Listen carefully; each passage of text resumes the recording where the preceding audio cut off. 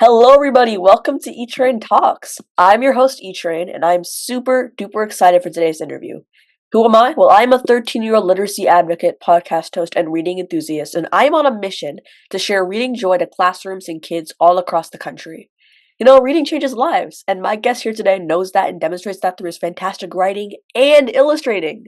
He's the author of the #1 New York Times bestselling picture book, The Yellow Bus. And The Yellow Bus is a beautiful and profound read sure to pull on the heartstrings. And along with this, he's illustrated for many notable people, including Madonna and former US President Barack Obama. No biggie.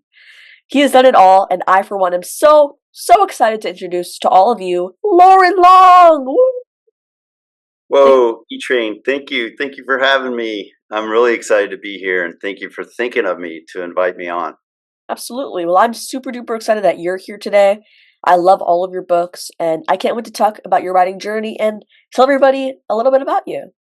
So, to start off, I have to ask a question about your new picture book, The Yellow Bus. There's just so much symbolism woven throughout your meaningful story. And, The Yellow Bus is sort of like the protagonist of your book, even if it is a bus. And it goes through many different lives, in a sense, a lot of different purposes. And it's sort of recycled, and it becomes a comfort and a home to many throughout its journey. So, will you share what you hope young readers would carry with them after reading The Yellow Bus? Oh, E-Train, that's a great question. So I'll say this to you. Okay, so I wrote and illustrated this story. It came out of my head. It came from circumstances in my life very organically. So it's hard for me as the creator to I'm not sure it's even my job to tell people what they should learn from what I've created, if you know what I mean. However, I think what I would like, E-Train, is for readers to ask themselves the question and be curious about this bus who started out bright and shiny, doing the best purpose in her life, and that was her what she was created for, to drive children from one important place, their homes, to another important place, their school, and back. And then how along the way, through circumstances that are in general out of her control, things happen to her. Right. Yet she's filled with joy all the way until the very end of the story, when she's in a very low place, literally and figuratively. She's still filled with joy. So it's interesting. We're starting this off, E-Train, with this question. Very good. Very good question, because there are some people that read my book and are totally filled with joy and see the hope and joy in this story. But there are some people that maybe find it sad. So for those people, E-Train, I would just say, ask yourself, why do you think it's sad when the yellow bus is happy? How about if I just leave that right there? Yeah, I just gotta process that for a sec. I think all of us, let's take a moment because that's a really interesting question. And And oh can yeah. I also interrupt?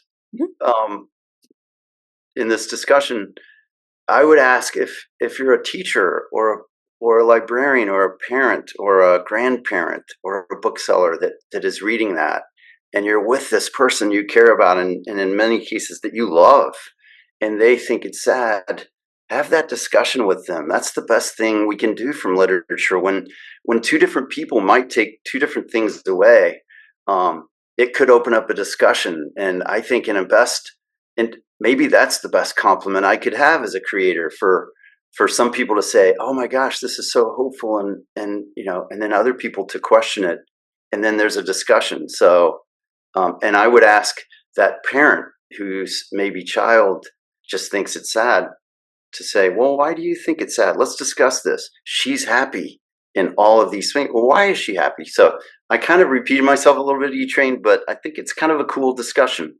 It is. And when you create conversations with your books, I mean, that's just the best feeling having that's really showing that people actually connect with their stories and are really into the characters, really feel what they're feeling, but also in different ways. And I kind of feel like the Yellow Bus is sort of like a giving tree in the sense how the giving tree was always joyful throughout, and the Yellow Bus, she gives, and I mean, I want to take a moment because The Yellow Bus is a beautiful story, but I mean, the amount of work that you put in to actually bring this story to the world is just incredible. So, if you look at the back of Yellow Bus, you can see the story behind the story in a sense, and how you originally biked past an abandoned yellow bus and your curiosity just sort of sparked. And I mean, that really proves that inspiration comes from everywhere. But what really struck me was the meticulous work you did creating a 3D version of the world you were writing and illustrating. And Yeah. you practice this method with all of your personal picture books? And I'm also curious, if your illustrations come out 2D on the page, why build a 3D version rather than build your world through illustrations on paper? Okay. Very good question. Thank you for asking, E-Train. The first part of that question is, do you do that for all of your work? And the answer is no. This is the first time I've done it. Oh, Um, wow.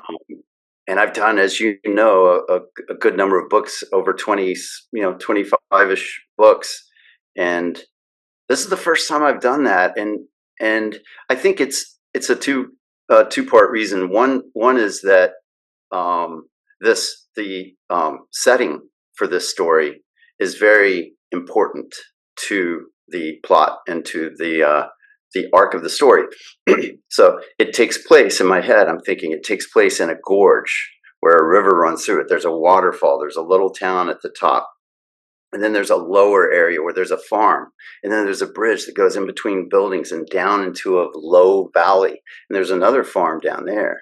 And there's a river, right? So I know that my bus ends up next to that river on the lowest part of this physical setting. And I did, after I had my after I wrote the story, and then it became a manuscript. And I've got all these notes, those pencil notes, if you look really closely, are just me brainstorming ideas, coming up with, okay, I can divide this up. It's like I'm organizing a little film.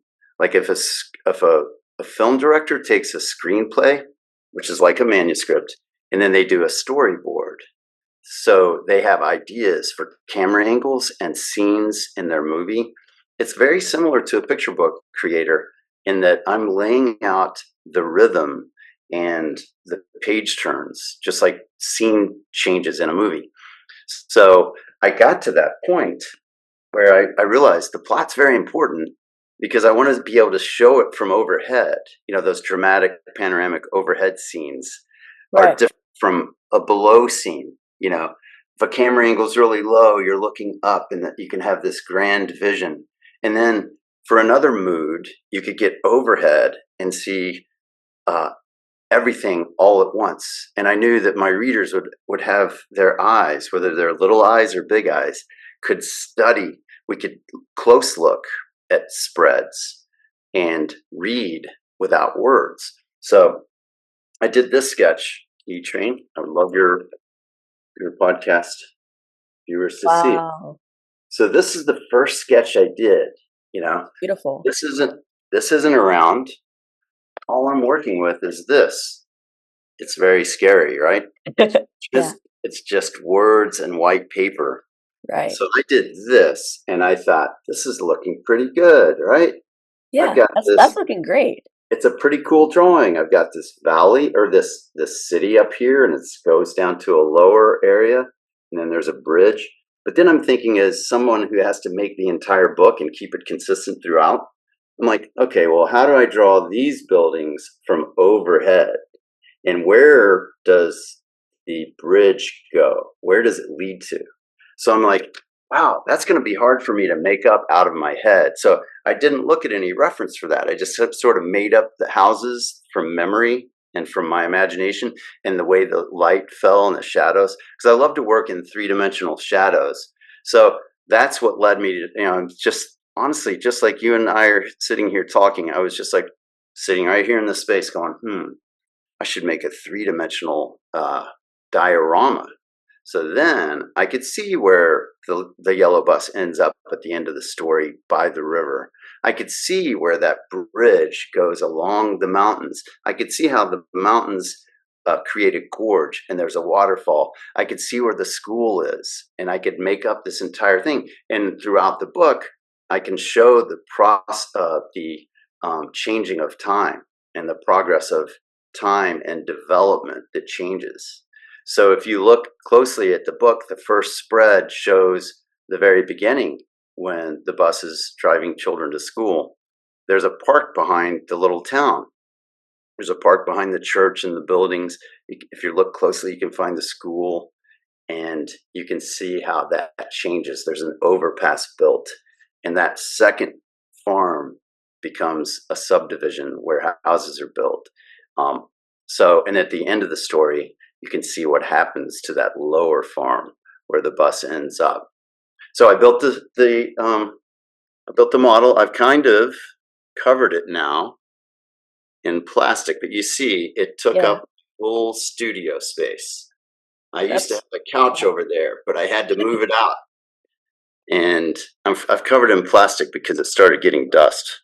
Oh, yeah. I thought for the archives, who knows? The Smithsonian someday may want this model I built, E-Train, so Yeah. I've got it covered up. But then I was able to look at it. I was able to climb up on a ladder, and most importantly, I was able to take a light and flash it down on the buildings and draw and stand and draw, and sometimes take a picture from low angles looking up and draw from those photographs. So back to your final part of that question, why, since my work is going to be 2D, why do I need 3D? Well, uh, the best way to create something to give the illusion of 3 dimension in a 2-dimensional thing is to show light source and cast shadows. So if you look through some of this, even the one of my favorite images is the see how much shadow. This is the case cover. See Right. the shadows. Those shadows make this building look 3-dimensional and pop off the surface. And that Mhm. shadow behind the yellow bus and the shading on that bus. So the light source is coming from somewhere up this way, casting Yeah. shadows here.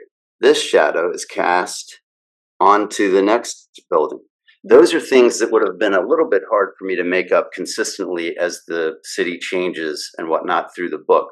So that's your answer to building something 3-dimensional. Light it, look at it, study the shapes. Then it can become, in your 2-dimensional art, it can have a feel of 3 dimension. Now, I just want to ask before we get to the next question. I mean, this is sort of a question, but how long did building the 3D model take? Oh, good question. It was supposed to take me in my head because I'm on a deadline, right? I'm a big professional illustrator here. There are deadlines, but I thought it would take me a week or 10 days. It took 2 months, maybe even Wow. a little more. It swallowed up my studio.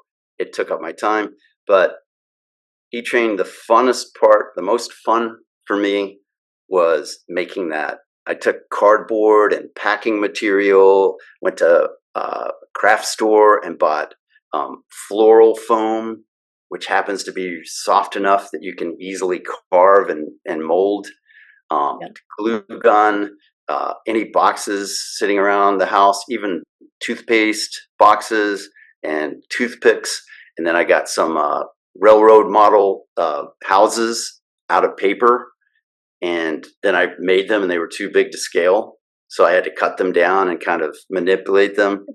Um, but it was honestly, I love working with my hands. And it took me back to, you say you're 13, E-Train. I was Right. your age, and I can remember I was in 7th grade, I think, roughly.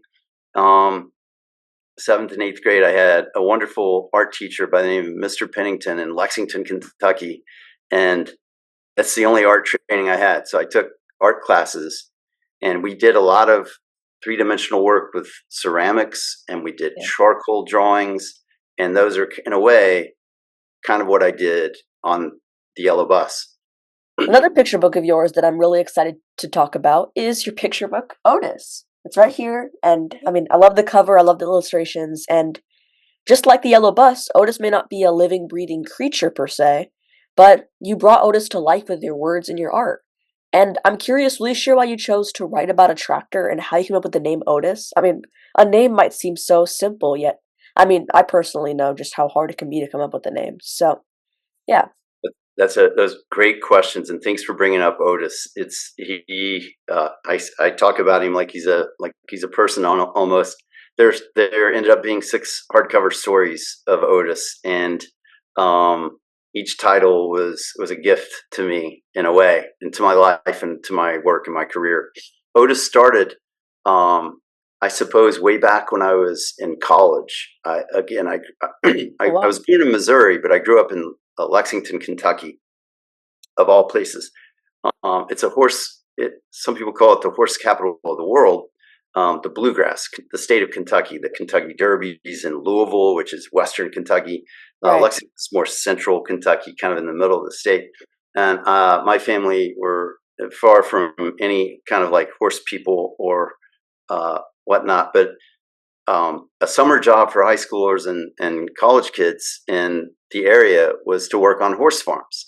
It's just good old work. Like, we would bale hay in the afternoons, and I was on the field crew 2 summers in college, and I would mow paddocks and weed eat and just menial tasks.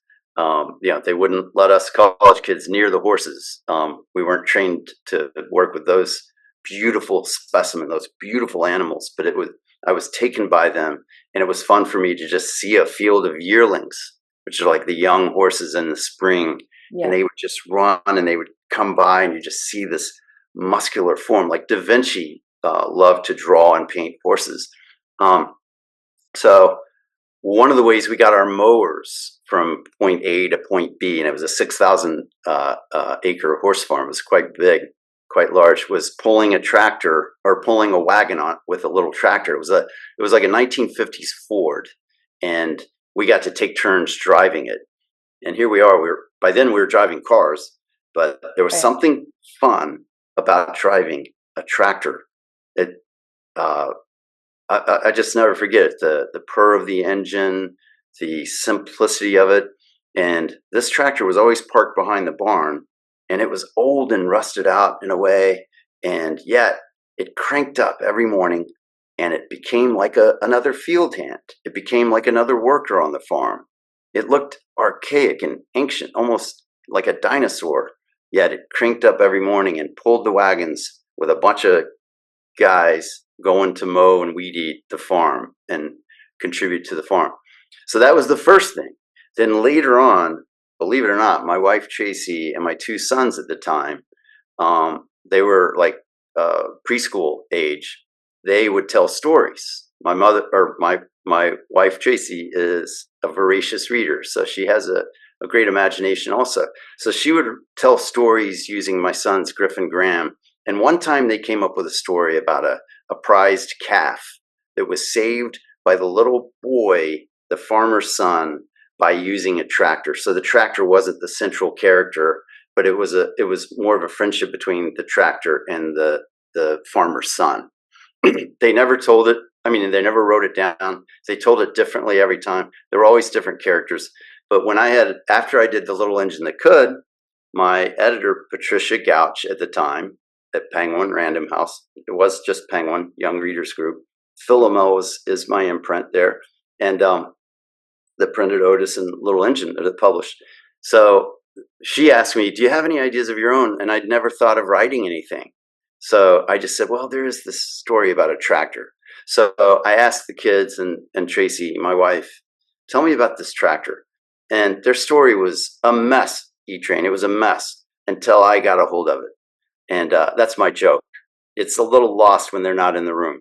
But yeah, so I wrote it and took the farmer's son completely out of it and made what we know now as Otis the tractor. I named Otis after a beloved character on my favorite television show when I was a little boy, called The Andy Griffith Show. There was a Oh, there was a beloved character who had some issues of his own, but his name was Otis. And I thought that was just such a great name for a tractor who's unselfish and loves his farm and loves his country and loves the farmer and loves all of his friends on the farm, and is more happy when his friends are happy than he even is of himself. So that's where that came from.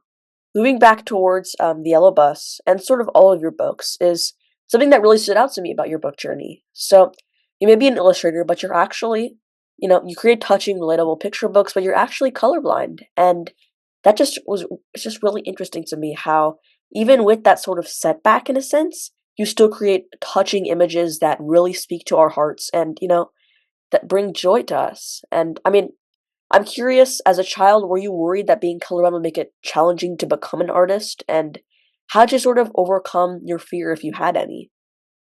Yeah. Oh, I've had fear a lot throughout my whole career, and adversity. But uh, I, I, I never wanted to tell. I never wanted anybody to find out. I found out I was colorblind when I was about your age. The first time I had to wear glasses. I'm just nearsighted, but in that process of getting tested for my vision, the optometrist did a color vision exam. I had no even idea that I kind of hardly remember it, but it was one of those, I forget the name of it, but where all the dots are, and depending on your color vision, you see one number and everybody else sees another number. Oh, right.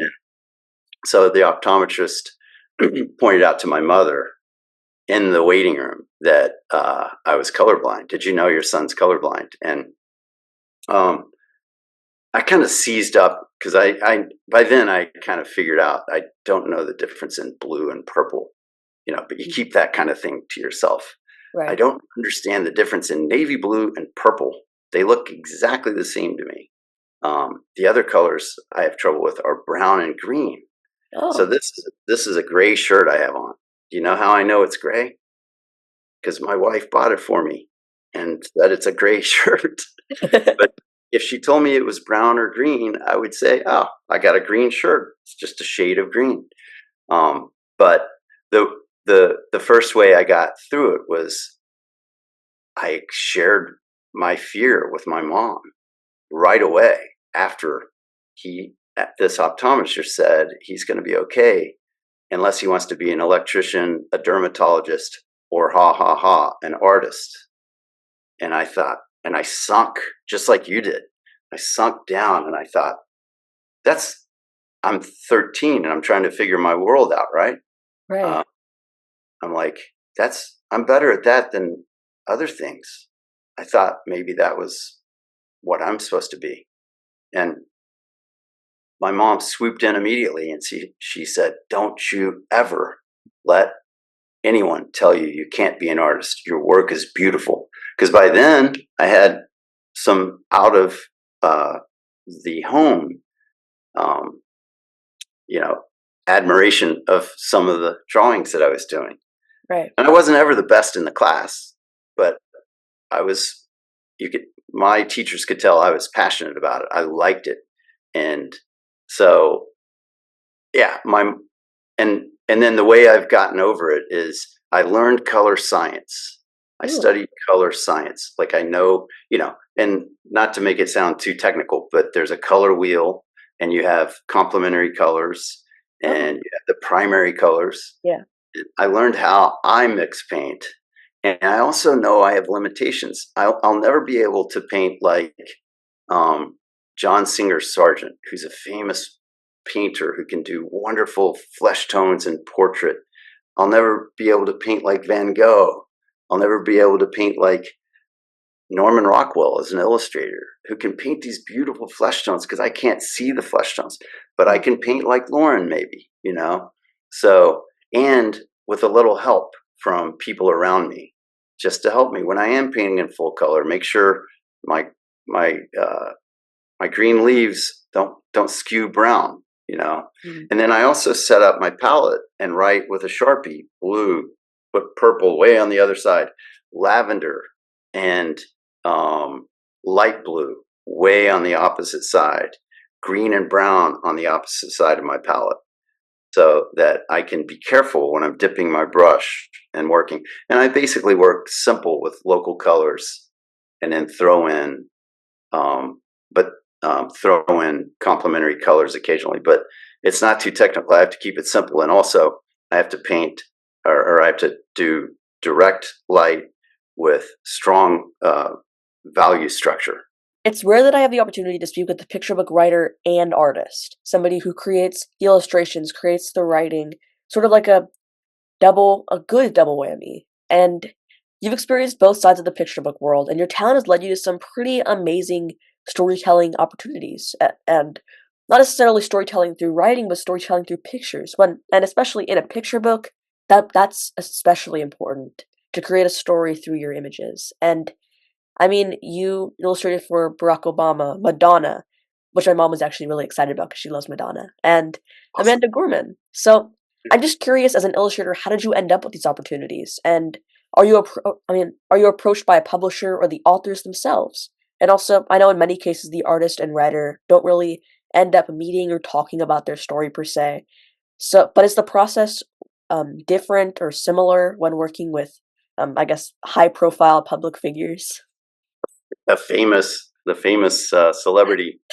Um, it is a little different for sure, but you're right when you say that oftentimes an author and an illustrator, when they're two different people for the same picture book, somebody's writing, somebody's illustrating, oftentimes they don't meet at all, and Okay. oftentimes the author has no uh, really input on who is chosen to illustrate, because it goes through an editor, and it goes through a publisher, um, and they uh, they have the resources to find just the perfect illustrator.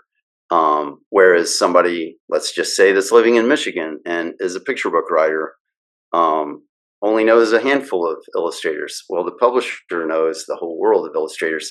So, in this case, to answer your question, all three of those examples of high profile authors came through the publisher. So let's see. So, for example, the Madonna book. Shout out to your mother, because it was I was in my college days. Your mother was probably younger than me, but I knew Madonna's work as this famous singer, right? And when she wrote some stories for children, um, the publisher she was working with was a publisher called Callaway Editions in New York. I'm living in Ohio at the time. This is 2003, so a long time ago. And uh, the publisher knew my work through some magazine work I was doing at the time and juried exhibits. So I really hadn't done any picture book work quite yet, but the publisher knew my work and Okay. felt like my Americana sort of leaning style would lend itself well to her story, Mr. Peabody's Apples, which takes place in a post-war American town, and Madonna agreed. So when it came to probably the most incredibly fascinating, I cannot believe this is happening, surreal project in my life is the icing by President Barack Obama, and that was the same thing. E-Train. It wasn't that um, President Obama and Michelle, the First Lady, were like necessarily knew who I was or whatever, but it did. I did later find out that they had read a few of my books Oh that were kind wow. of for a while in the nightly rotation of the Obama family when they were still in Chicago. And President Obama wrote this touching manuscript, from my understanding, when he was still in Chicago as a U.S. senator. Um, but when his two little girls were young, he was a law professor at the University of Chicago, and and that's apparently the time they were reading a couple of my books. And that's why I always say, you know, do the best work you can. You never know who's watching. And President Obama himself very graciously, and it was like one of the more human things. My sons and I did get to go to the Oval Office to meet President Obama a Wow. few months after the book published, and he told me and my sons in front of me that Sasha and Malia, his daughters, had a lot to do with choosing me for their picture book for his Wow. stories. So it was just just a great thing. So the working relationship was completely separate. It was just like a normal thing. I worked with the publisher, and they were working with President Obama. He was in office, so I don't think that there was very minimal time. But it was a magical experience, publishing experience for me that I'll take with me forever. And my brief meeting the president was equally magical, and just so wonderful that I'll cherish it forever too. Amanda Gorman, same, the publisher, and we have a literary agent, and the publisher came together, and they thought that I would be a good choice to illustrate Amanda's manuscript. And I count myself as a friend of Amanda. She lives in California, but we only got to meet virtually because our book published in 2021 during the pandemic. Oh. But I'm a huge fan of her work, and she's such a sweet person to me, and I will always also cherish that. I just think it's so incredible how you have these like sort of surreal experiences, and I love how like sort of nonchalant you say. I mean, I know I sense like the joy and like the pure joy, but you're like, oh yeah, I met Barack Obama, no biggie. Uh, but yeah, it's so incredible, and I also just love how gracious everybody was, that you mentioned, and how you know how I guess I feel like there's a sort of sense of gratitude in them, and I love it. And I'm curious. I always love talking about authors, their sort of writing journey, not just about their stories. And I read that you started out in the book world illustrating book covers, YA book covers, like specifically, which Hmm. I just think is such an interesting sort of um, path kind of had in the writing world, because you start out illustrating YA covers, then turn to picture books, which are for a lot younger audience. However, picture books are for everybody. I want to reiterate that. There you But go. but I'm curious, how did you get your foot in the door in the YA illustrating world, and what do you feel are the main similarities or differences between drawing for YA and picture books? Yeah, two completely different kind of illustration assignments, and that's kind of where my viewpoint would be, obviously. Um, so the YA covers started happening because, um, okay, so right out of art school, I got a job at a greeting card company. It happened to not be Hallmark or American Greetings, the two big ones. It happened to be at the third largest one, which was quite small, which brought me here to Cincinnati. It was called Gibson Greetings. So I illustrated as an in-house illustrator greeting cards for about 3.5 years, and then I started freelancing because um, I wanted to be like a national illustrator. I wanted to be a freelance national illustrator, working for top clients or the best I could get. And I wanted to do both magazine work and poster work and advertising projects, and but I mostly got editorial work, which means magazine work and some newspaper work. And so I managed to get to a level where I was doing national magazines sometimes, like Time Magazine and Sports Illustrated and Reader's Digest and Atlantic Monthly and Wall Street Journal. So I started getting a little bit of people on the people on the street wouldn't know who I was, but art directors and editors and publishers would see my work, and then I started entering national juried exhibitions that, like, for the Society of Illustrators and Communication Arts Magazine and print regional design magazine. So about 25, 30 years ago, those were ways for illustrators to get their work out, see how they fit in with other freelance illustrators across the country. And that was another way for example, an art director at Houghton Mifflin to see people's work that live in Cincinnati, Ohio, or wherever, because their work was being accepted into those exhibits. So somebody from, let's see, HarperCollins had a a manuscript for Gail Carson Levine's Dave at Night. Really cool story set One of my in favorites. the Yeah. Harlem Renaissance. Everybody knows Gail Carson Levine. And this book was called Dave at Night. And it's about a little boy who's an orphan during the Harlem Renaissance time and kind of goes out at night and explores the world. Do you know that book by chance? I think I have it in my bookshelf, actually. It's one of my favorites. Yeah, absolutely. Anyway, so I did the original cover. Sometimes those YA covers, like when they go to paperback or whatever, they'll change the illustration on the front.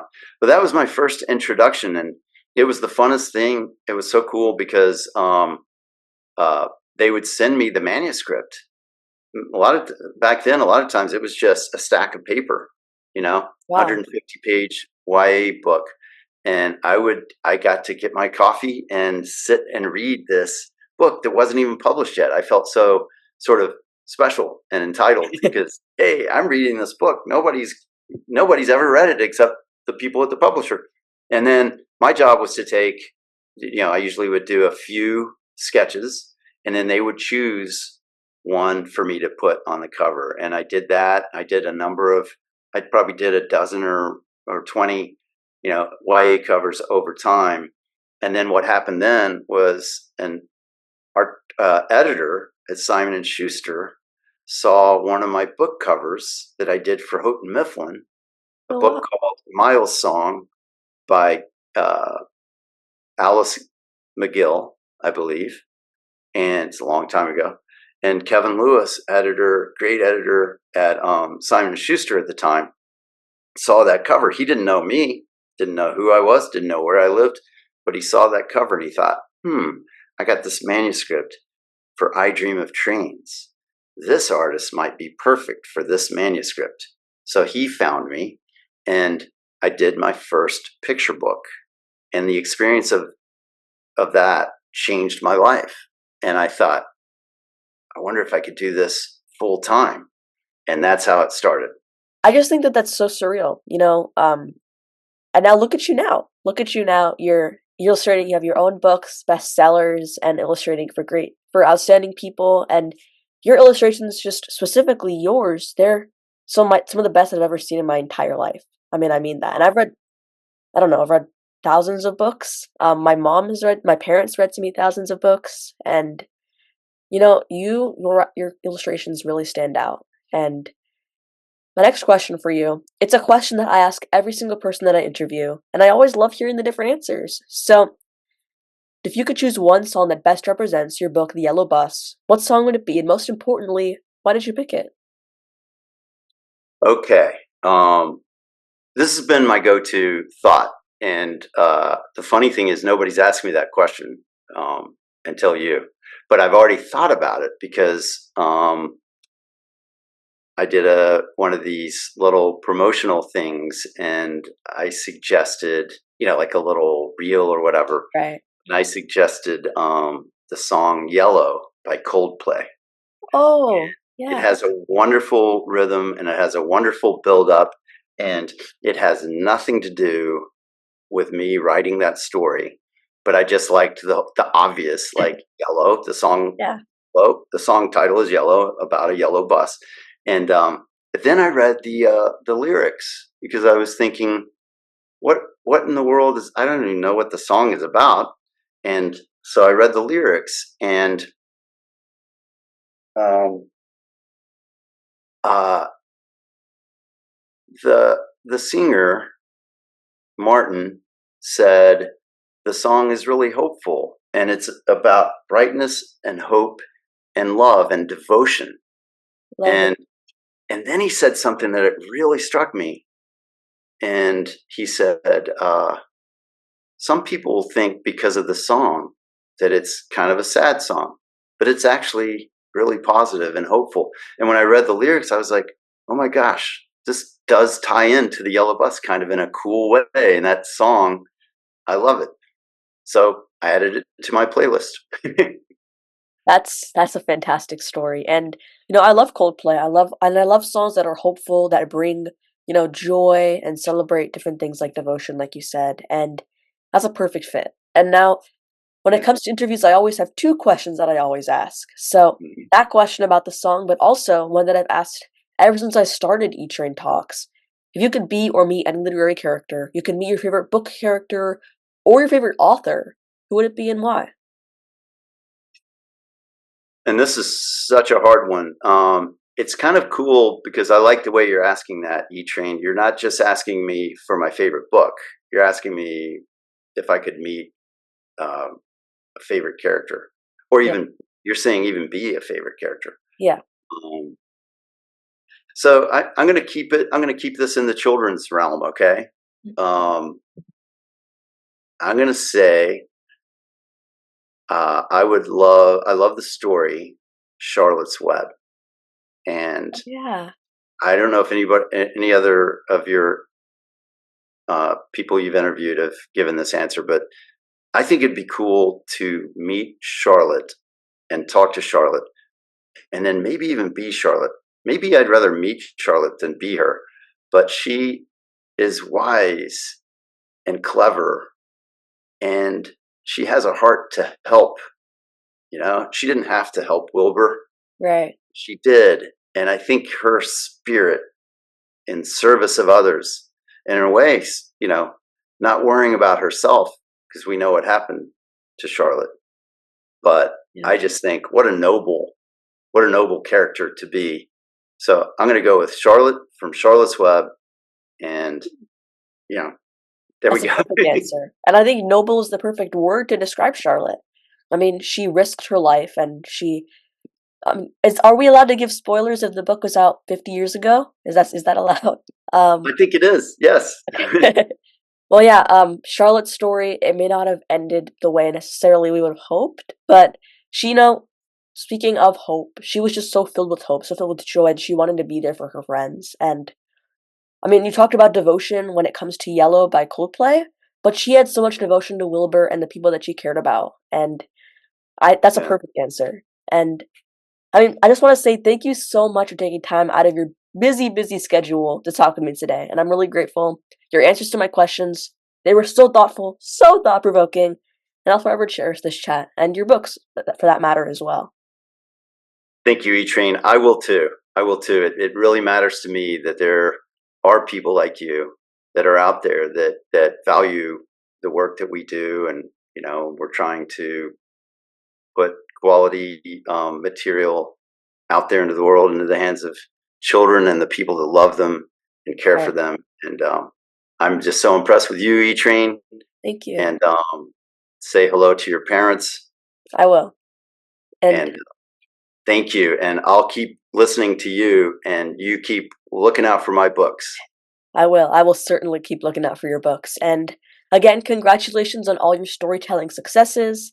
And I mean, you deserve all the praise, all the love in the world. And I mean, your illustrations, your writing, so eloquent, so beautiful, and also a big thanks to everybody tuning in today, because I hope that you will all go, right when you click off this interview, go right to anywhere books are sold and check out Loren's picture books. And Yeah.